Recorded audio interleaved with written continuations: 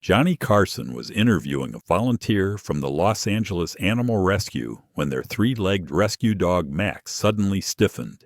His eyes rolled back, and he crashed onto the Tonight Show stage with a sickening thud that echoed through Studio One. The dog's body went rigid, his breathing stopped, and foam began forming at his mouth while his handler screamed, "He's having a heart attack! Please, somebody help him."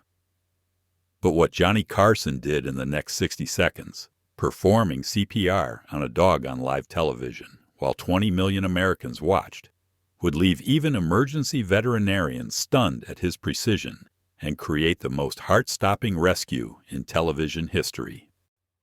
September 19th, 1978. The Tonight Show was sailing through its second segment at 11:52 p.m. with the heartwarming energy that made Tuesday nights special for animal-focused programming. Johnny Carson was interviewing Sandra Mitchell from the Los Angeles Animal Rescue Foundation, and she'd brought along Max, a 3-year-old German Shepherd mix who'd become the shelter's unofficial mascot despite, or perhaps because of, having only 3 legs. Max had lost his right front leg, saving a child from a coyote attack, and his story of resilience had captured Los Angeles's heart. Johnny wore his favorite navy blue suit with the silver tie clip shaped like a dog bone that a young fan had sent him, a detail he'd mentioned earlier that got an awe from the audience. Max was performing beautifully for the cameras, sitting proudly beside Sandra's chair, his tail occasionally thumping against the Tonight Show's carpeted stage when Johnny addressed him directly. Despite his missing leg, Max had already demonstrated his ability to shake hands with his remaining front paw, play dead, and even hop through a hoop that Doc Severinsen held up, earning enthusiastic applause from the 300 audience members. The segment was tracking to be one of those feel-good moments that would get replayed on morning shows, the kind that reminded viewers why they loved animals and the people who saved them. Ed McMahon had been particularly charmed, leaving his desk to pet Max during the commercial break, remarking on camera that his own childhood dog had been a German Shepherd. Doc's band had even prepared a special musical sting, a playful rendition of "How Much Is That Doggy in the Window?" that they'd performed as Max hopped onto the stage. The studio temperature was kept at a pleasant 68 degrees for Max's comfort, and the production team had placed water bowls just off camera, showing the attention to detail that made the Tonight Show's animal segments so successful. Sandra was explaining how Max had become a therapy dog for disabled children, teaching them that missing parts didn't mean missing heart. Johnny's questions were thoughtful and warm, creating space for Sandra to discuss the shelter's financial struggles, while Max sat attentively, occasionally looking at the audience with bright, intelligent eyes. Everything about this segment embodied The Tonight Show at its wholesome best. At exactly 11:55 p.m., mid-sentence through Sandra explaining Max's therapy work at children's hospitals, the German Shepherd's demeanor changed instantly. Max, who'd been sitting alertly beside Sandra's chair, suddenly swayed as if dizzy, his eyes blinking rapidly and unfocused. His breathing, previously normal, became labored and shallow, his chest heaving with effort. Johnny noticed at first. Years of reading both human and animal guests had given him an instinct for distress, and he stopped Sandra mid-word with a raised hand, his eyes locked on Max with growing concern.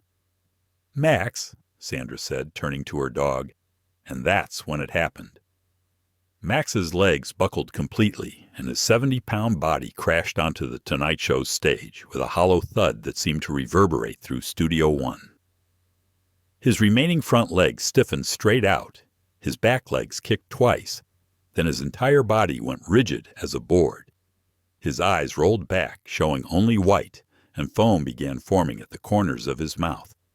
The specially prepared water bowl nearby remained untouched, useless now as Max's breathing became a horrible rattling sound that the boom microphones amplified throughout the silent studio. "Oh God, Max! Max!" Sandra screamed, dropping to her knees beside her dog, her hands hovering over his rigid body, afraid to touch him, not knowing what to do. "He's having a heart attack. His heart. The vet said he had a murmur, but somebody please help him. Please." Her voice cracked with hysteria as Max's breathing suddenly stopped entirely. His body frozen in an unnatural position, his tongue beginning to turn blue. The audience sat paralyzed, 300 people witnessing what appeared to be a dog dying on live television. Ed McMahon shot up from his chair, his face white with shock. Doc Severinsen dropped his trumpet with a clang. The camera operators didn't know whether to keep filming or turn away from what might become a tragedy. Fred de Cordova reached for his headset to call for commercial, but his hands were shaking too badly to press the button. The Tonight Show, which had never experienced an animal medical emergency in 16 years, was completely unprepared for Max's 70 pounds of dying dog on their stage, while 20 million Americans watched. Johnny Carson didn't hesitate for even a second. He vaulted over the Tonight Show's desk with the same athletic urgency he'd shown in crisis before, his navy suit jacket flying open as he sprinted the 15 feet to where Max lay motionless. "Move the chairs, now!" Johnny commanded with military precision, and stagehands immediately cleared space. Johnny dropped to his knees beside Max's rigid body, his hands moving with shocking expertise as he checked for a pulse at the dog's femoral artery, then placed his ear against Max's chest. "No heartbeat. He's in cardiac arrest," Johnny announced with clinical calm that stunned everyone, including Sandra, who was sobbing hysterically beside him. What happened next would be studied by veterinary schools for decades. Johnny positioned Max on his right side, the missing leg actually making chest compressions easier to perform. He placed the heel of his hand just behind Max's elbow, over the widest part of the chest, and began compressions, firm, rhythmic, precise.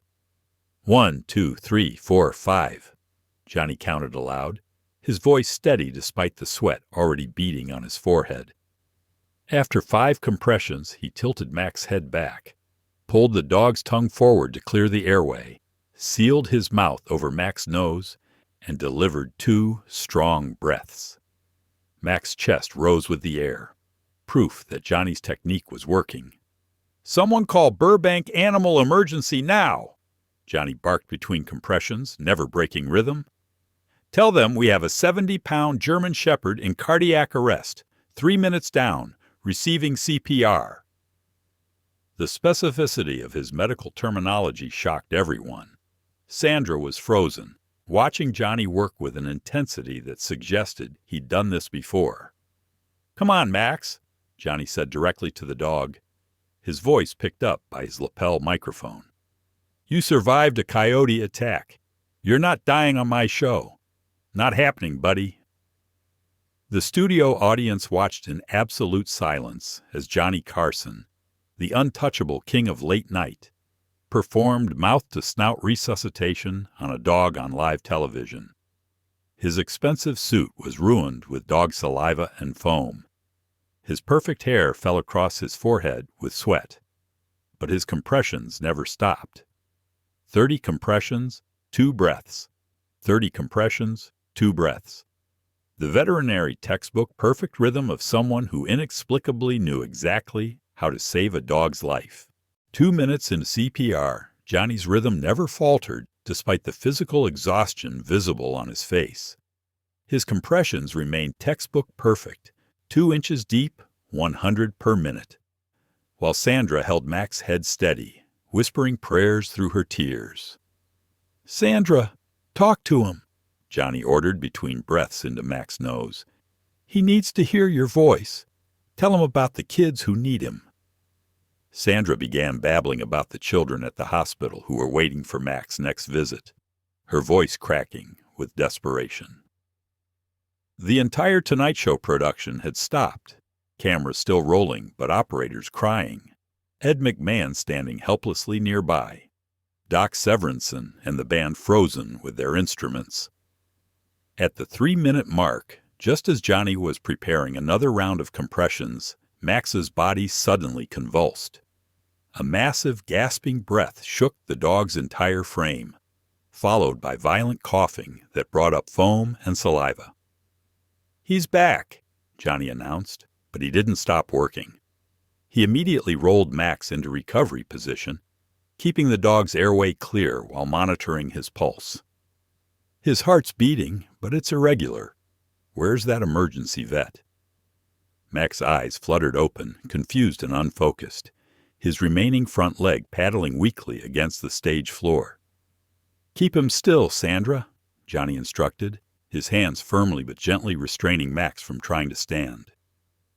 "He's going to be disoriented. Max, easy boy, easy." Johnny's voice shifted from commanding to soothing, the same tone he'd used with his own dogs.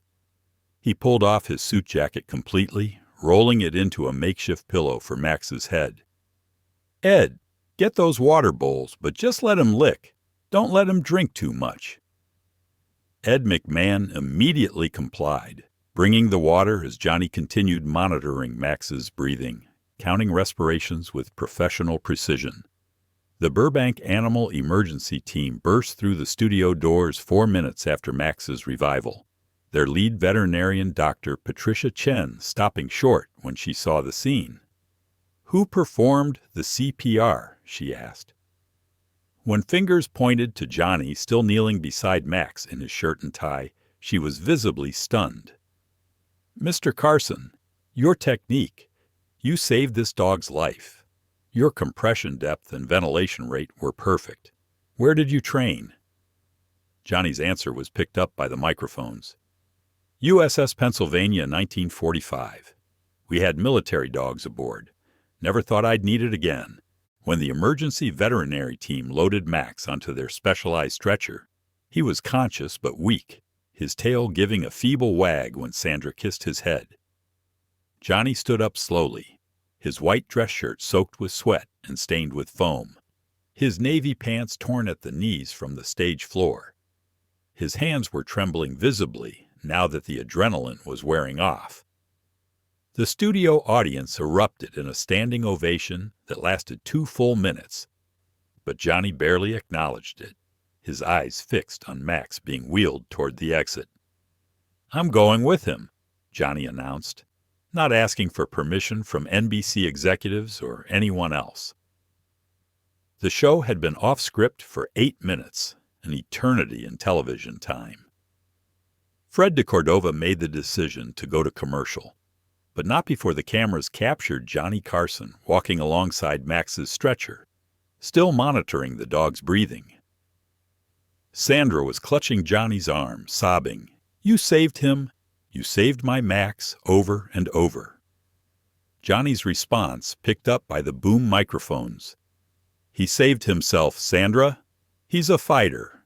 I just helped him remember that." The image of Johnny Carson in his destroyed $1,000 outfit, choosing to accompany a 3-legged rescue dog to the animal hospital instead of finishing his show, would become one of the most replayed moments in television history. NBC's switchboard crashed within minutes from the volume of calls, 42,000 in the first hour. Viewers weren't complaining about the interrupted show. They were sobbing, offering to pay Max's medical bills, asking for updates on his condition, and expressing amazement at Johnny's hidden veterinary skills.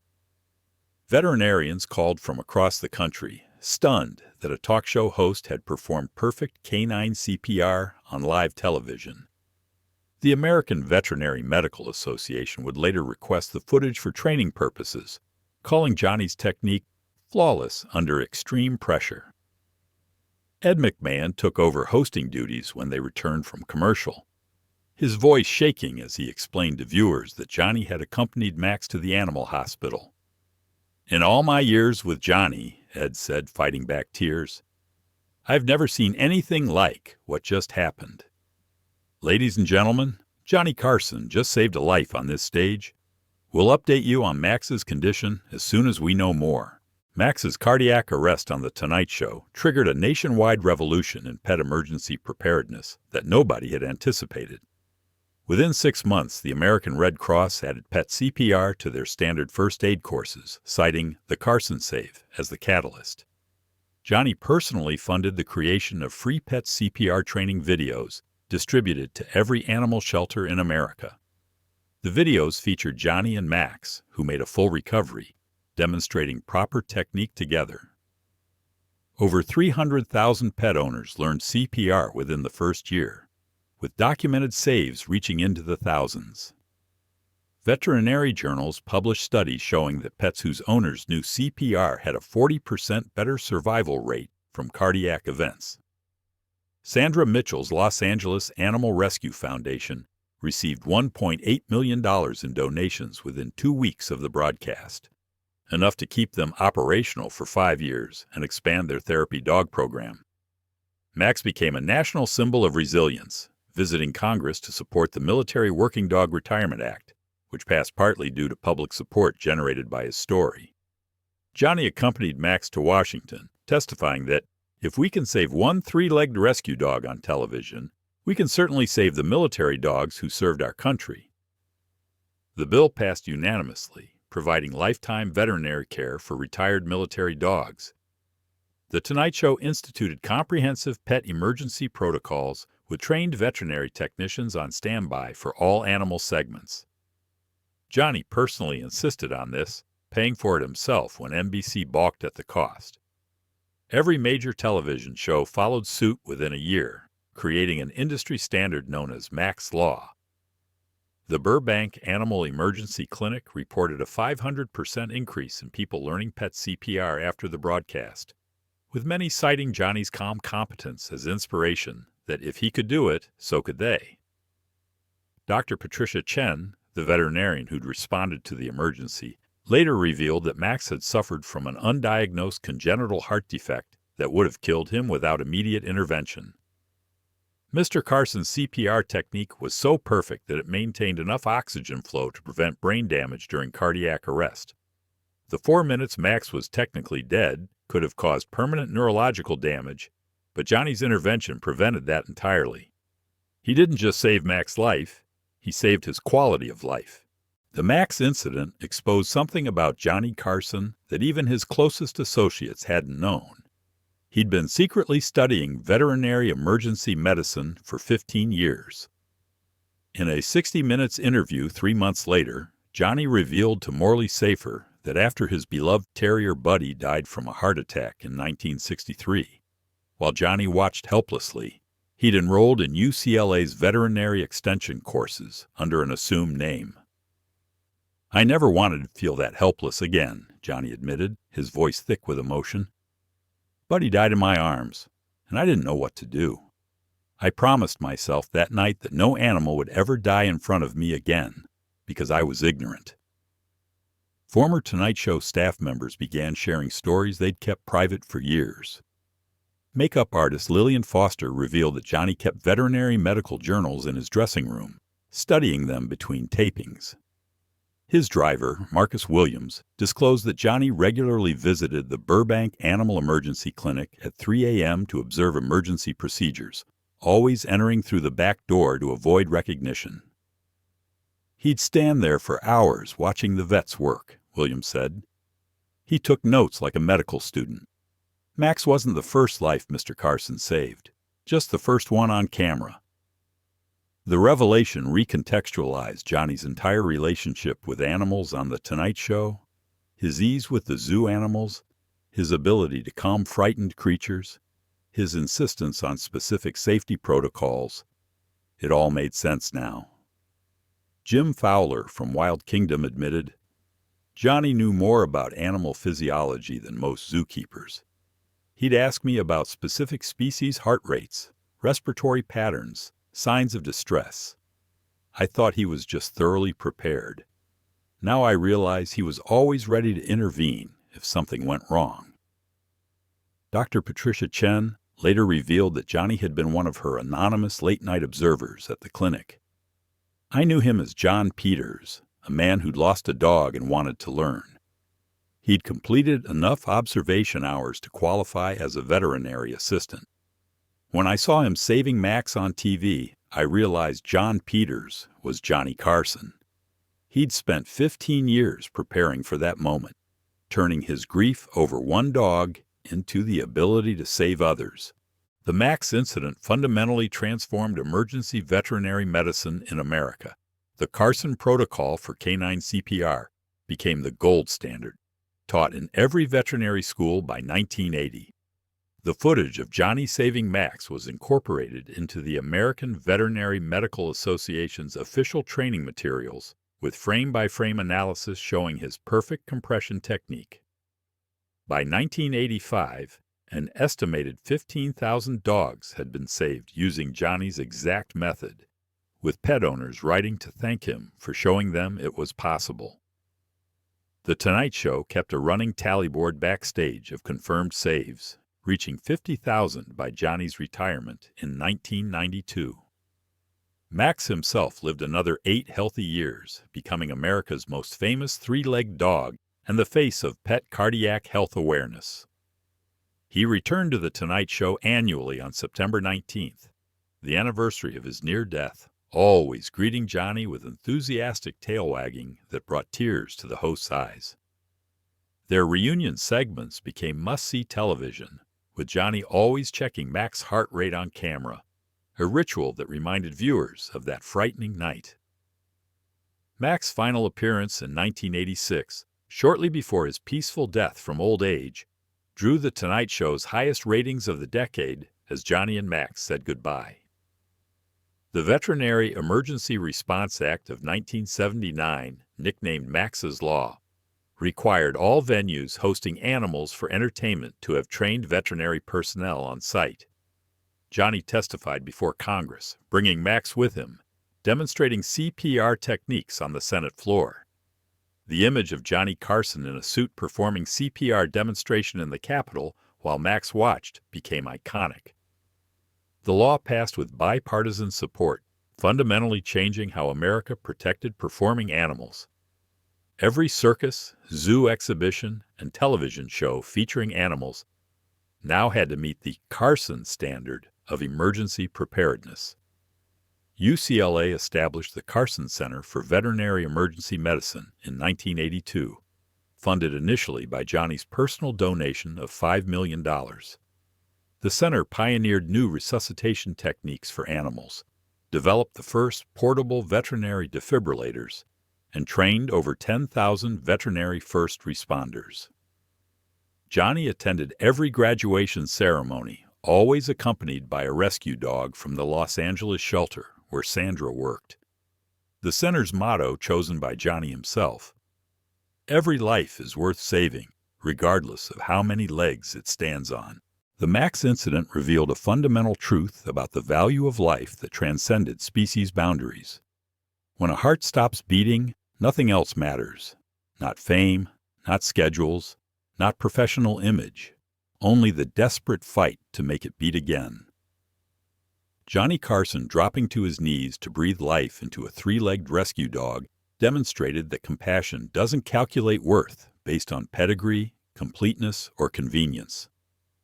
20 million Americans watched a man choose love over dignity, action over appearance, proving that our humanity is measured not by what we're willing to do for humans, but what we're willing to do for those who cannot even ask for help. The spiritual dimension of Johnny's act resonated across all belief systems. The image of Johnny Carson performing mouth-to-snout resuscitation became a modern parable about the divine spark in all living creatures. Ministers preached about Johnny as the Good Samaritan who stopped his journey, his show, to save a life others might have deemed less valuable. Buddhist teachers used the moment to illustrate interconnectedness, how Johnny's breath literally became Max's breath, how one being's survival required another's complete surrender of ego. The moment asked America to confront an uncomfortable question: how many of us would put our mouth on a dying dog to save it? The incident exposed society's hierarchy of life value and shattered it completely. Max wasn't a champion show dog or a decorated military working dog. He was a three-legged shelter mutt who'd already been deemed damaged goods by his first owners. Yet Johnny Carson, at the peak of his cultural power, treated Mac's life as if it were the most precious thing in the universe. His frantic compressions and desperate breaths into Mac's nose showed that worth isn't determined by wholeness, that broken beings deserve the same desperate fight for survival as perfect ones. Perhaps most profoundly, the Mac's incident revealed that our preparation for crisis is actually preparation for love. Johnny's 15 years of secret veterinary study after Buddy's death wasn't about knowledge. It was about never again being helpless when love required action. Every compression Johnny performed on Max was powered by grief transformed into purpose, showing that our deepest wounds can become our greatest capacities for healing others. Max didn't just survive. He proved that readiness to save others is the highest expression of learning from loss.